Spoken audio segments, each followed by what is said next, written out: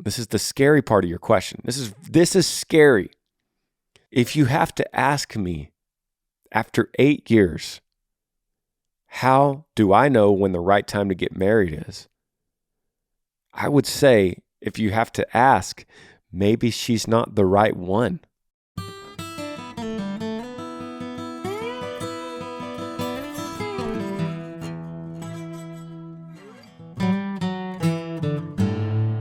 Hey, everybody. Welcome to the podcast, episode 164. Thanks for being here. I answer your questions. That's what I do here. You could ask me anything you want. Could be about any topic, anything, really. I mean, we've seen the entire gambit of what these questions could be. You email me, Granger Smith Podcast at gmail.com, and then we'll put it in the queue. I don't have notes, nothing in front of me, and I'm completely reading these at random. So I don't know. I haven't prepared for this. I don't know what we're about to get into. Let's find out. First email here on the list. Subject line says, job. And the email says, hey, Granger, my name is Wesley. I'm from Pennsylvania, currently working for my dad at a garden center. I do not like it. I recently got into photography and want to quit the garden center and start photography full time. What should I do? Hey, Wesley. Thanks for emailing, brother. Shout out to Pennsylvania. This email is really short, and yet you're saying so much with so few words to me. First of all, let's look at this. You're working for your dad, so there's a dynamic there, right? Like there's already something going on with your dad. And then the second thing is you recently got into photography. It's funny that you put that word recently in there, and yet you already want to quit working for your dad and go full-time photography. That's so interesting. Let me dive into this a little bit, okay? Sometimes, maybe a lot of times, we take this phrase that our society tells us, follow your dreams.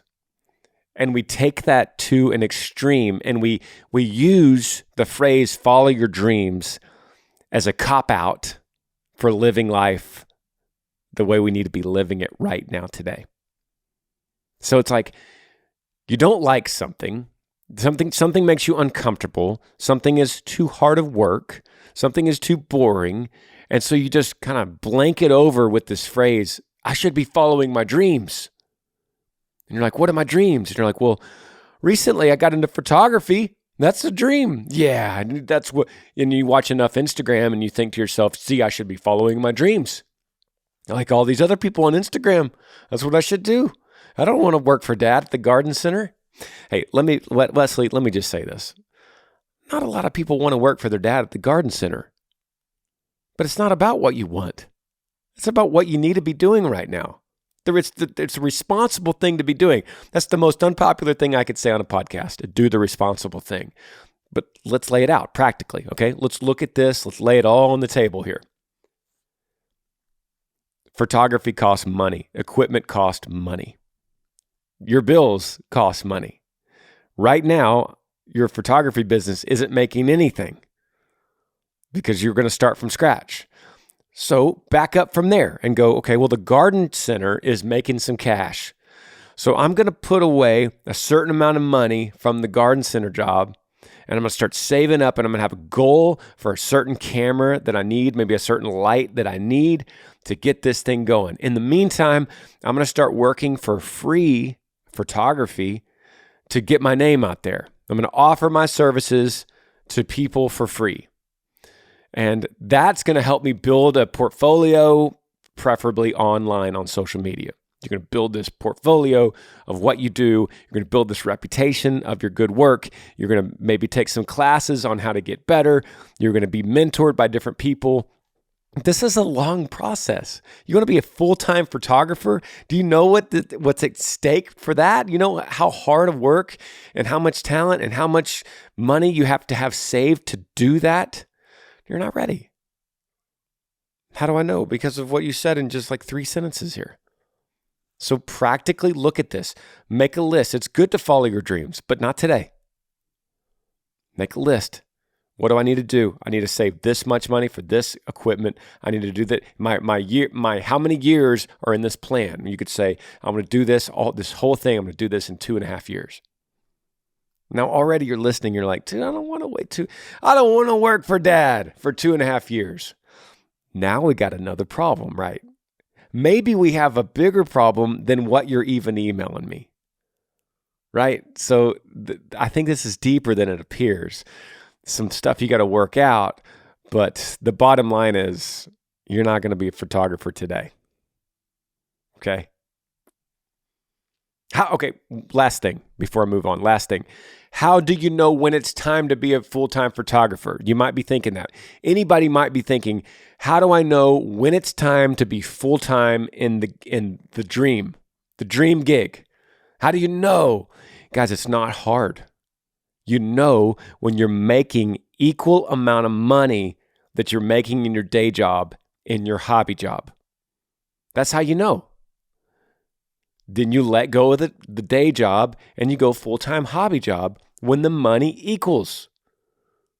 I could say the same thing for music. How did I know when it was time to go full-time music? When music is making full-time money.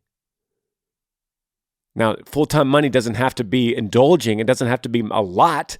It's just barely scratching the surface of paying the bills. When you can do that and you could live on the money from the hobby, and I don't care if you're eating ramen noodles and staying on your buddy's couch, if that is living to you, good. Then you could do the hobby. Until you can pay for the ramen noodles and the gas in your car, you got to stick with the day job.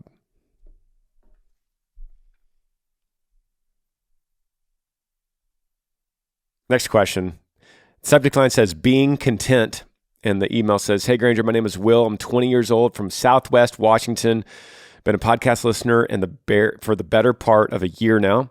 I'm having a problem balancing my relationship with God and His Word and in search for a potential spouse. My question to you is this.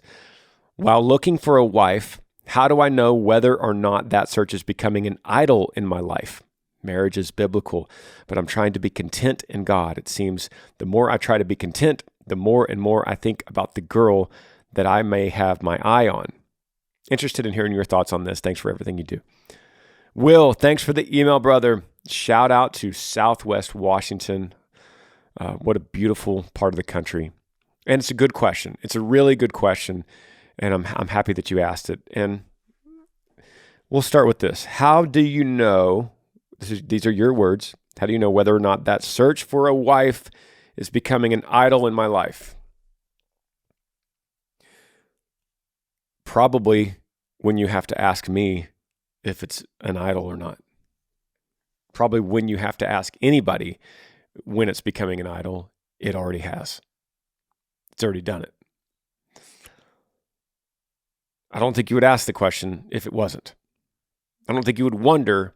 If it wasn't, you would just know, of course it's not an idol. But when it becomes something that you wake up and you're thinking about, and you go to sleep and you're thinking about, and you're awake and you're flipping through social media and you're thinking about it, what would be the practical, easy, like the dumb definition for idol? What would that be? It would be something like this. It would be something that takes the place of what you would be worshiping your Creator in. So are you dreaming about it? Are you waking up in the morning? That's the first thought you have. When you go lay your head down on your pillow at night, is that what you're thinking about? You're going through your day and you're daydreaming. You're at work and is that what you're thinking about? Then you go, wow, this is becoming an idol. And it's easy to do that with anything. I mean, for me, it's so easy for me to make idols out of new albums or new songs or new movies or new podcast episodes or negative social media post or positive social media post.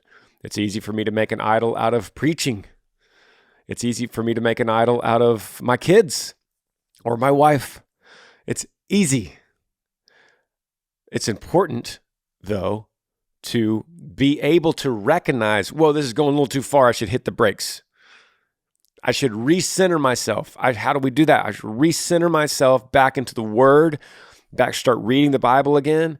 I should recenter myself with prayer, and that prayer could say specifically that, like, God, don't let me make an idol out of this new song. What am I doing? I've gone off on a tangent. God, don't let me make an idol out of this job. God, don't make me make an idol out of finding a wife, because I feel like I'm giving too much attention. Turn my heart, God. Give me new desires. Let me crave you. Let me hunger for you and your word, because here I go off on a tangent again, because I'm a human and I'm starting to follow my feelings, and it's taking me away from you. So redirect me, please. That's a solid prayer. That's a solid prayer that no one is immune to. I don't care if you're the greatest saint on the planet. That's a solid prayer, because guess what? You're human. So I don't want to take away the fact that it's important. It's important for you to find a wife. But the way to do it is seeking Jesus, full strength, running full strength for Jesus. And as you're running, as you're heading towards him, as you're learning more, as you're craving his words, you're praying, you're reading, you're attending, you're serving, and you look to your right and you see someone else on that same path, headed that same direction, and you're like, hey, do you want to run with me in this direction? And they're like, yes. That's a pretty good way to find a spouse. Just saying. Now, if you take your eyes off of that path and you redirect and you go, I'm on this path, I'm running towards Jesus, but I'm going to stop, I'm going to turn around, and I'm going to look over here and dig around for a while for a spouse, and as soon as I find them, then we're going to both start heading back to Christ. That's when you know you found an idol. Next question, subject line says, what should I do? I guess I should read to find out. It says, hey, Granger, my name is Evan. I'm 18 from Iowa. Been talking to this girl on Snapchat since August 24th of 2022. Me and her talk daily and have never met in person. I've told her that I like someone, but I'm scared to tell her that it's her that I like, because I'm scared to lose them because she doesn't know it's her. This girl makes me smile with hardly even trying and has helped me through some difficult times. I need your help. What should I do? Thank you, Evan.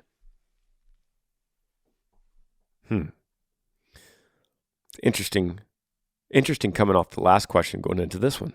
You could see the contrast. And so what I love this podcast, I love how there is no requirement for what your question is. And so they just roll into each other. And sometimes they roll into each other in a very interesting way. Like we just talked about finding a spouse and making that become an idol. And then we roll right into a question that just definitely looks like idolatry. And Evan, that is not a knock on you at all, because I am guilty, and everyone listening is guilty at some level of something that becomes idolatry. But I just want to show you for my own benefit so that I could see it. I could leave this podcast myself and I could learn for myself, because I'm just like you, brother. I'm just like you. But I want to show it, like sometimes you show it and you shine a light on a situation that's been in the dark. You shine a light on it and you go, oh, that's idolatry. Like for so many years, I worked in bars playing music, and it was always really uncomfortable when you show up to a bar to load in and sound check. You bring your gear in, you're unloading the trailer, and you go into the bar at like 10 o'clock in the morning, and all the lights are on, and the windows are open, and the doors are open, and the garage door bays are open, and lights just pouring into this bar.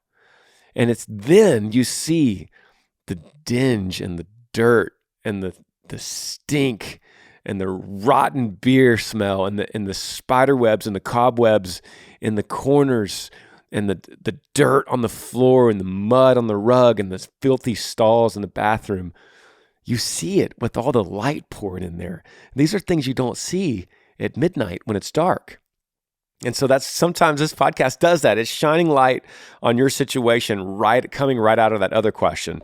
And so first of all, You're on Snapchat. Let me just shine some light right on it. Okay, I'm gonna show on this podcast. I'm gonna show the cobwebs and all, and the dirt and all, not to knock you, but just to shine light for all of us to see. You're talking to a girl on Snapchat. You've never met her. You're scared to tell her you like her because you're scared to lose a girl that you've never met, that you only talk to on Snapchat. You're scared to lose. And this girl on Snapchat that you've never met, that you're scared to lose, has helped you through difficult times, and you've become reliant on her to get you through difficult times. A girl that you're scared to lose, that you've never met, who you talk to on Snapchat. Since August 24th, which is like 2 months. Okay, so we're shining some light in a really dark place, and I hope, once again, no judgment here, because I'm the same. And if you were going to get a flashlight and shine it in my life, you'd see some stuff, right? You'd see some cobwebs. And so I'm not trying to knock you. I want to make 1,000% sure you know that I'm the same way. But I just want to show you, man, how crazy this sounds.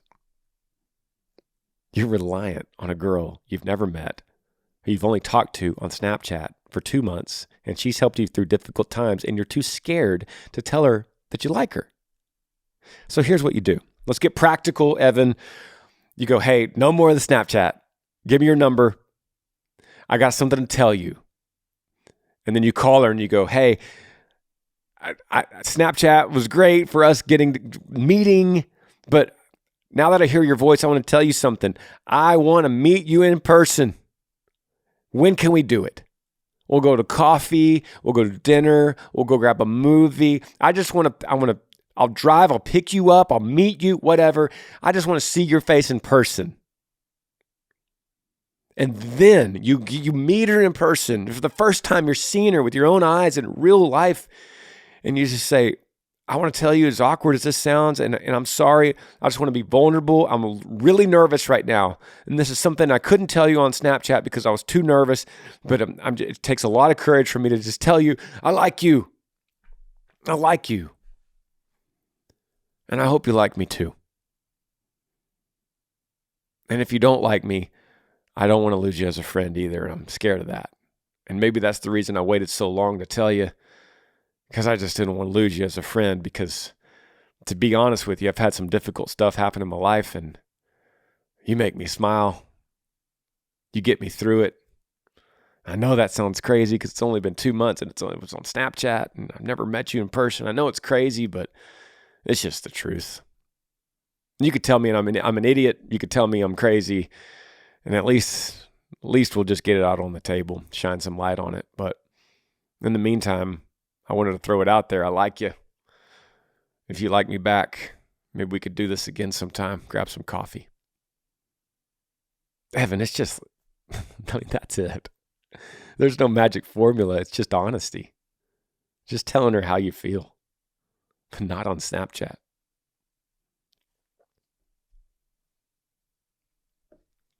Next question, subject line says, unsettling marriage. And the email says, hey, Granger, I'd like to remain anonymous on this one. I'm 23 years old. My fiance and I live together in our own house. We've been together for 7 years since high school. We have a day set next year to get married, but over the years, we have definitely both changed.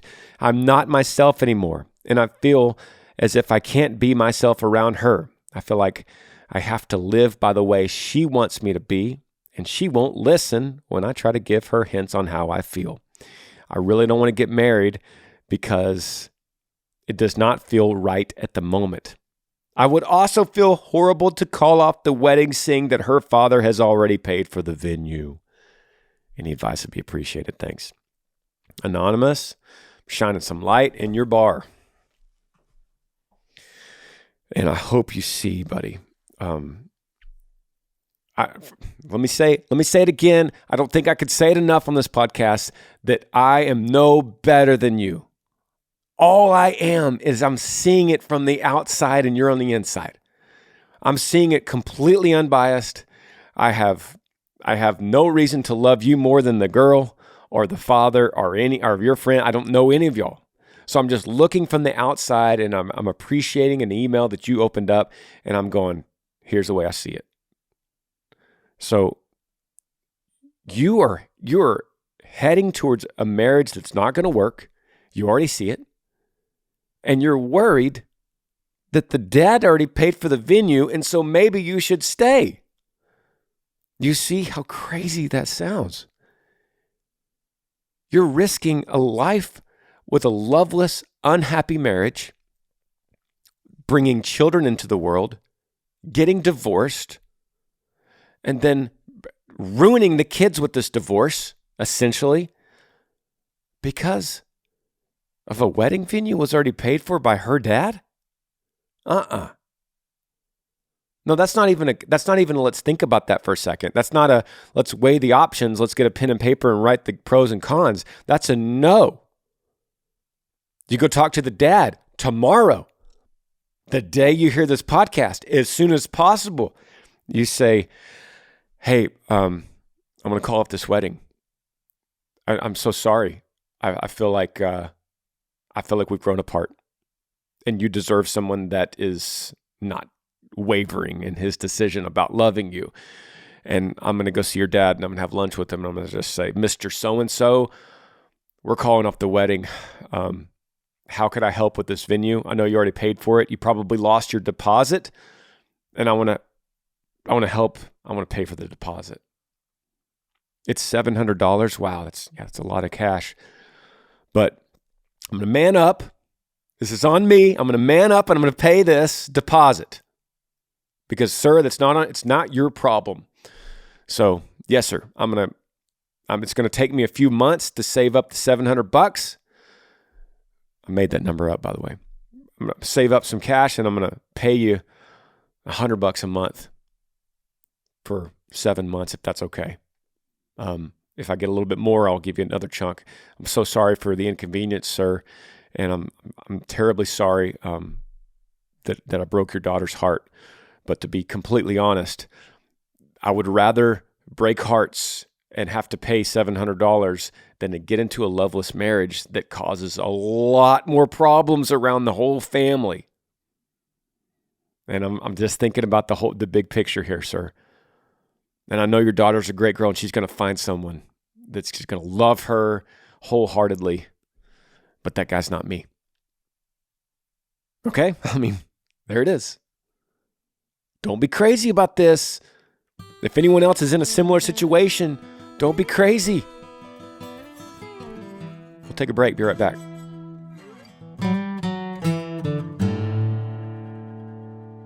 So excited to tell you guys I got a brand new album out. It's called Moonrise.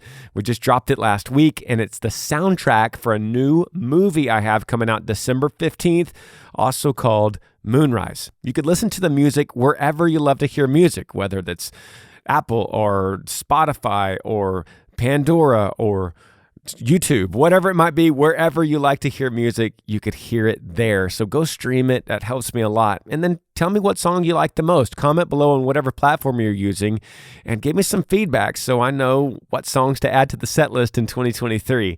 The movie comes out December 15th called Moonrise. It is streaming on PureFlix. So make sure you're ready to go with PureFlix, and I hope you love it, and I can't wait for you to see it. Also, this time of year, is really big for Cameo.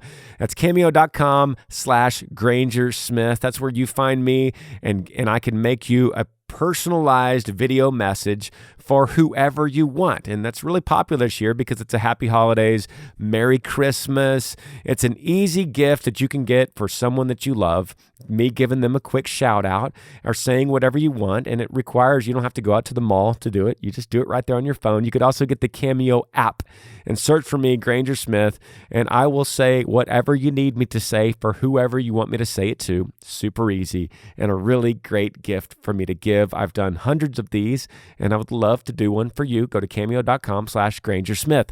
Back to the podcast. Okay, welcome back to the podcast, 164th episode. Here's your questions. First one. And this is ironically, the subject line on this one says, not a question. Or no, it says not a relationship question. Okay, here we go. The email says, Granger, just wanted to start by saying your podcast is a huge encouragement to me and helps strengthen my walk with Christ. Love the practical and biblical advice you share with everyone.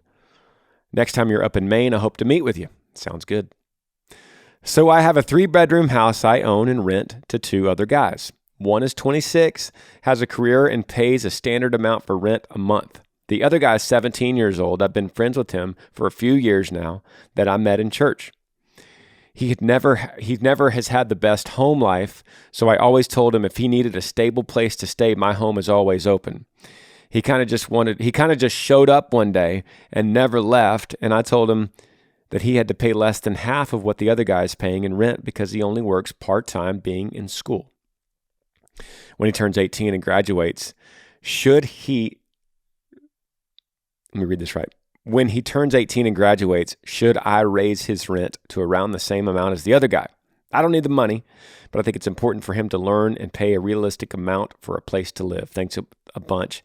Caleb, thanks for the email, man. Shout out to Maine. I love that place, and I'll take you up on that offer and maybe see you one of these days. Yeah, great question, great scenario. I'm glad you brought it up, and I'm glad you asked it, and it's very thought-provoking. You sound like a good dude being able to rent out your house. I would much rather you rent out your house to these guys like this than to live with your girlfriend for 7 years and then it turns into a loveless engagement. Just saying. Interesting situation. You got a guy you brought in from church, and the guy just needed a break. He needed to catch a break, and you were there to give him one. Really cool. And he's also young. So what a great opportunity for him to go and pay a low amount. I think that's great. And I think it's a good idea that when he graduates, that you raise his rent to the same amount as the other guy. It's only fair to the other guy. Here's the thing. This is just about communication. The earlier you could tell him this, the better. And the more details you can give, the better. And this is tough love to this guy because you've obviously really given him a break. You've helped him out a ton. So it's not your responsibility to help him out more. But now, just like you said, he needs to be pushed out and taught a valuable life lesson with love. And so what you do is you sit him down and you give him a lot of cushion. You just say, hey, you graduate in 8 months. Could I sit down with you? I wrote some stuff up, just informally wrote some stuff up, and I'd love to talk about it in terms of you staying here. And he's like, yeah, sure. So you go in and you print this out and you make it look nice and neat. And you sit him down, around the dinner table, and you go, okay, so you're going to graduate and you're going to get a job. And when you do that, I need you to pay the same amount of rent as this other guy. And I wanted to give you 8 months advance, just so you know it's coming. And if you don't pay it, here's the penalty. Or if you're late on a payment, here's the penalty. If you miss a payment completely, here's the penalty and here's the consequence. And if you miss so many in a row, then there's going to be eviction. And brother, I love you, man, and I support you, and I'm so happy with what you've done and the turnaround that you've made in your life. And so what I'm doing now is just kind of easing you into what a normal landlord would do. Any normal landlord that you find is going to have these similar rules. And if he's like, yeah, man, cool. Then you go, can you sign right here? And then you get him to sign it. It's important that he signs it because this is a binding contract that you may or may not actually have to use one day against him. But it's not in a negative sense. It's teaching him, this kid who's turning 18, this is what a contract is. And this is what you would sign in an apartment or any kind of rent house or duplex or whatever. It's going to be just like this. And I'm doing it as a friend to show you, to get you on your feet. Communication is the key. As many details as you can think of. Because here's another thought you got to think about. What if he graduates and doesn't immediately get a job? What if he doesn't graduate and go straight into a job. So these are little things you're going to have to think about and go, by the way, if you don't get a job within 3 months of graduating, just making this up, then the rent still goes up. I'll give you a 3-month cushion until you get the job. But after 90 days, the rent goes up regardless if you have the job or not. Because he might think, I'm graduating, I'm going to relax for a little bit without getting a full-time job. Maybe he thinks that. So you just want to write in those kind of details, put it in writing, and make him sign it, file it away, and remind him every once in a while, how's the job search coming? Remember, we're going to jack the rent up. I think it's great that you're doing that. Next question. Subject line says, I do? Question mark. Hey, Granger, my name's Ty. I live in San Antonio. Huge fan of everything you do and stand for. My question is simple. I've been with my girlfriend, whom I love, for almost 8 years. How do I know when it's the right time to get married? We don't have any kids. We're still figuring out things down here as far as jobs and whatnot, but we love each other. Any advice would be great, man. Love you, brother. Thank you, Ty. Ty? Ugh. I don't like this question, Ty. Hey, Ty, I don't like this question. You listen to me. You know me by now. You know me by now, Ty. You know what I'm going to say. What do you mean? How do you know when's the right time to get married? You've been with her 8 years. What more do you need to know? What could I tell you? What could I possibly tell you sitting behind this microphone that you don't already know after almost a decade of dating her? Well, what's the deal? Why would you wait that long? 8 years, brother. I mean, kid, you don't have any kids? Thank God you don't have any kids. I mean, that would make things a lot more complicated. Think of every other question I have to answer on here. Jobs. What about the jobs? What does that have to do with getting married? I mean, maybe you're living in mom's basement and you need a job to get an apartment before you can get married and y'all live. Okay, I get that. But if you're on your own, what's the big deal with jobs? Like financial hardship at the beginning and buying ramen noodles and rationing money together and pooling money together and counting pennies, like that's part of the fun of an early marriage. Like that's part of the adventure and learning. And then decades go by and you look back on those days when you didn't have much and you go, look what we did with not much together. We pulled our money together and we fought through this together and look what we built. Look at this family. Look at the kids we have now sitting around the table at Thanksgiving. Like it's part of it. There is no set rule on you need to have so much money in the bank account. You need to have so much in your savings. You need to have so many promotions in the corporate ladder before you get married because you want to be stable and have everything neatly tied so that then you get married and it's like good. I mean, no, that's not part of it.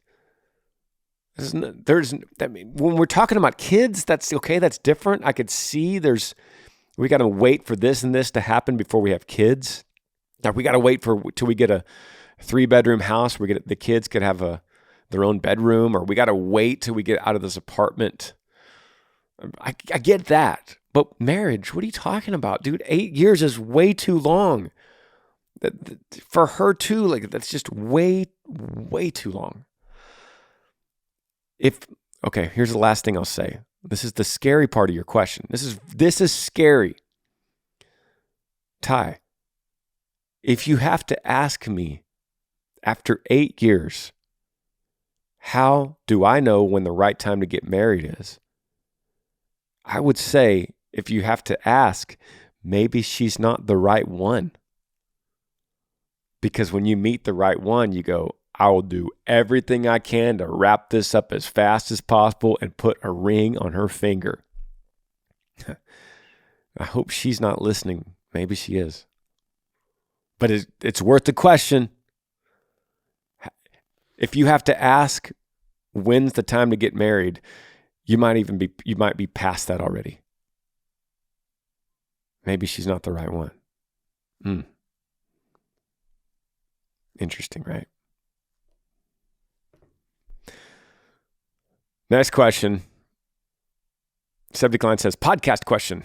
Email says, hey Granger, I've had a crush on this guy for about 4 years. He's athletic, caring, funny, loves Jesus, pretty much checks all the boxes.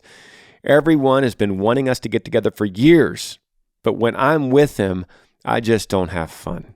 I can't help but think I like the idea of being with someone more than him. What should I do?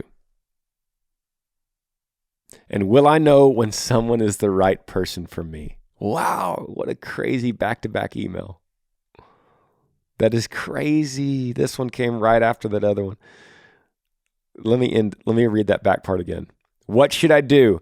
And how will I know when someone is the right person for me? Maybe you should talk to Ty. Ty, I found your soulmate. I'm kidding. Don't do that. Soulmate's pagan. Don't listen to me. Okay. So are you saying you're anonymous? No. Your name is Madison. Madison, thank you so much for emailing. I'm confused. I'm confused at why you started this email with, I've had a crush on this guy for 4 years.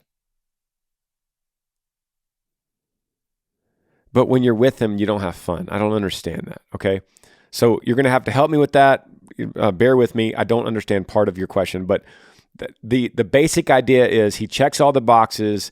He's a good dude, athletic, caring, funny, loves Jesus. Okay, but you don't have fun when you're with him, and you can't help but think you like the idea of being with someone more than with him. Okay, so what do you do, and how will you know it's the right person?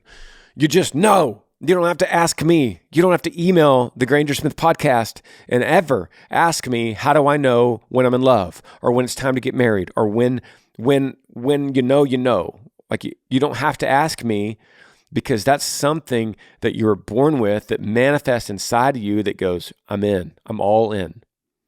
And every fiber of your being says, I'm in love, and I will sacrifice what I got going on that brings enjoyment for myself. I will sacrifice my bachelor pad. I will sacrifice my buddies or my whatever bachelor habits. I will sacrifice and put that to death for this new life that I want to share with someone. And I don't care about the state of education I'm in or the job search I'm in. I will sacrifice all this because this is the person I love, and I want to spend the rest of my life with them. And that person doesn't have to check a box. That's what's crazy, right? Like, you could fall in love with someone that you want to spend the rest of your life with, and they don't have to check any of the boxes you thought they would have to check. In fact, the more boxes you lay out for yourself, the more you're going to realize the boxes never mattered. You wanted a 6 foot tall, brown-headed, athletic guy, and then you met a 5'8", blonde-headed non-athlete, and you love him. And you're like, how did I? Oh, but that's because I made a box, and I thought if I checked it off, but that's because I didn't know him. I hadn't met him yet. That was your guy. And so that's the same thing with this. It's like, forget your boxes. Drop all your types. The types, my type is this. My type is that. I like guys or girls that do this. Drop your types. Open yourself up. Because sometimes you meet people with different hobbies and different styles, and they look different than you or the way you think they should. And then it broadens you, and your love gets bigger because of it. Like in a broad sense, you meet someone, you think I love football. And so I'm going to meet a girl.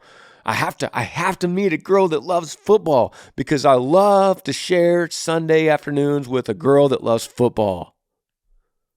And then you meet a girl and you fall in love, and she's never watched football in her life. And so then guess what you get to do? You get to teach her about this sport. You get to teach her about what you love. Instead of her sitting there wearing a jersey for the Packers and you're wearing a jersey for the Cowboys and you just argue about the game and she's like, pass interference. And you're like, dang, how did you even know what pass interference is? The flip side of that is you meet a girl and you're like, let me show you about this game. And then she loves volleyball and you know nothing about volleyball. And she takes you to a game and you're learning all the rules and you guys are just feeding off each other and you're becoming better because of each other. Not because of the boxes you made that you thought they were going to need to check. Bottom line, what I'm saying is you're not with the right guy. So drop the boxes, drop this guy, forget about all your friends that are trying to get you together for years and just tell them, oh, sorry guys, I don't have fun with them. Done.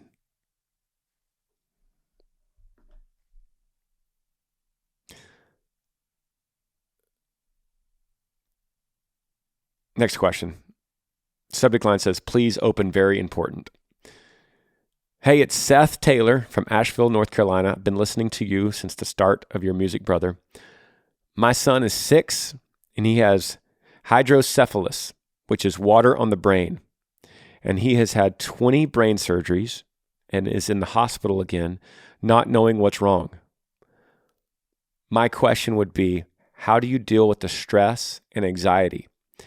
I'm a Christian man, but sometimes I feel like it's too much to handle, and I don't know how much I can take. Much love, brother. Seth, thanks for the email. Great question. I'm so sorry. I don't know what it's like to go through a 6-year-old with 20 surgeries. I don't know what it's like to constantly be hearing bad news from the doctor that your son needs to go back in for more tests. And I don't know what it's like to Google hydrocephalus and hear other stories from people and hear bad news. So I'm so sorry. First of all, the reason I say that, the reason I even start with that, Seth, is because I want to validate that what you're going through is tough. I want to validate that you're going through something abnormal, that you have every right to say, man, I'm really stressed about this. Okay? There's no way I would tell you, you shouldn't be stressed about that. You're good. So we'll start with that. Second of all, I'll go to the Christian man thing. You say, I'm a Christian man, but sometimes it feels like it's too much to handle. I don't know how much I can take. Then I want you to lean in to what you believe a Christian man is. Fundamentally, what is a Christian man? Is it a perfect man? No. Is it a man that's stress-free 100% of the time? No. Is it a man that just does nothing but smile and shows joy? No. No. None of that describes a Christian man. Hey, moments, days, hours, maybe, sometimes. But we read the Bible, which is why it's so important to read. It's why I have to feast on the Bible every day. I don't call myself a Christian man unless I'm living a Christian life. How do I live a Christian life? Is it by being good works and being perfect? No. It's by being obedient. How do I be obedient? The only way I know how is to read his word every day. With a broken heart so many times. With a mind full of gratefulness and praise to our Creator for what he has done and what he promises he will do, who he is, and with a broken heart, knowing that I'm so far from being what I need to be. And I live in a broken world with so many other people with broken hearts, like you, Seth, and your son, because we live in a fallen world. So that's where the brokenness comes in.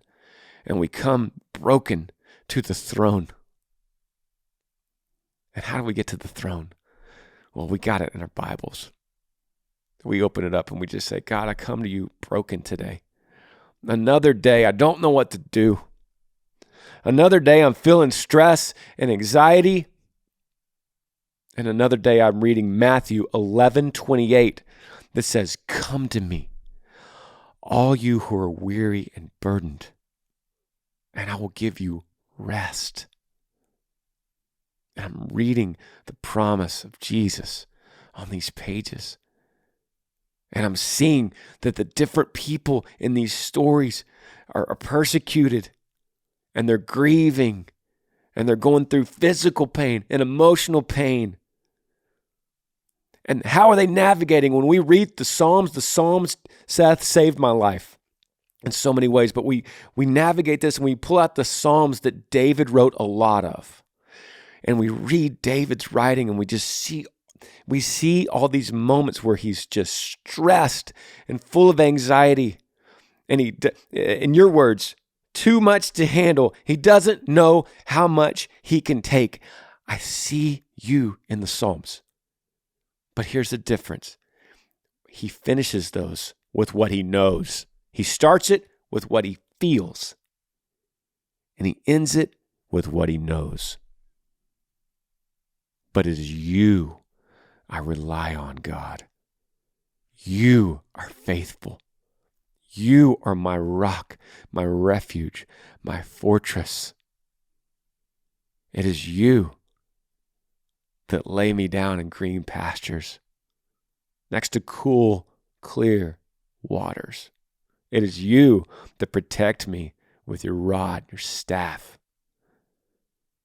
Although I'm so stressed and I don't know why, and I don't know why my son's going through this, I don't know how much I can handle, that's how I feel. So then I go back to what I know. I am restored, redeemed, forgiven. These are the things I know. How do I know? Because I read it, and I have to go back every day to this throne. That's all we have. But the thing that's so beautiful about it is we see these stories. We see sick children. We see broken parents. We see parents without children that are barren. We see breakups and adultery and stealing and lying and murder and wars and people with injuries. We see every kind of affliction, and we see how they respond in that affliction. And then for the ones that we know were people out of God's own heart, for those people, we align our hearts to them.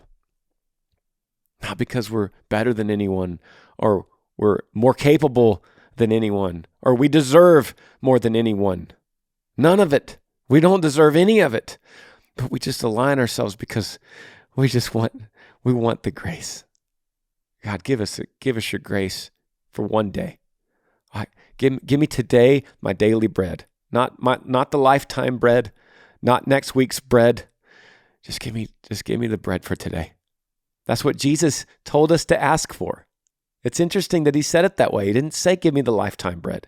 He said, ask today for your daily bread. And so, Seth, when you say, I just don't know how much I could take, I could tell you, Seth, you can't take it for tomorrow. You can't take it. That's too much for tomorrow. So you just need grace for today. God, just fill me. Just fill me today with what I need, the strength I need. This is your prayer, Seth. Give me the strength I need to be there for my son, to be strong for my son, to be listening to the doctors, to hear what they need to tell me with an open mind so that I know how to administer and I know how to handle my son through his questions and through his pain and through his suffering and through my own. Give me the strength to move through that, not for tomorrow, not for next week, but just for today. Because that's what you promised. You say your mercies are new every morning and you are faithful. So give me the daily bread. Just enough. And tomorrow, I'll worry about tomorrow's problems. That is being a Christian man. It's not a label. It's not something you call yourself. It's not something you were born with. It's not something your parents gave you. It's not something your pastor told you. It's not something that you're baptized and because of your baptism you became. It's not. Your identity comes through your Creator alone. He makes you a new creature. He changes you. He makes you a Christian man, and you know it because of how you are responding to it. And you respond by going back to the throne, back to the Word, humble, brokenhearted, hopeful, all at the same time. I'll be praying for you, Seth. Appreciate you, brother. Love all you guys. See you next Monday. Thanks for joining me on the Granger Smith Podcast. I appreciate all of you guys. You could help me out by rating this podcast on iTunes. If you're on YouTube, subscribe to this channel, hit that little like button and the notifications bell so that you never miss any time I upload a video. If you have a question for me that you would like me to answer, email grangersmithpodcast@gmail.com. Yee.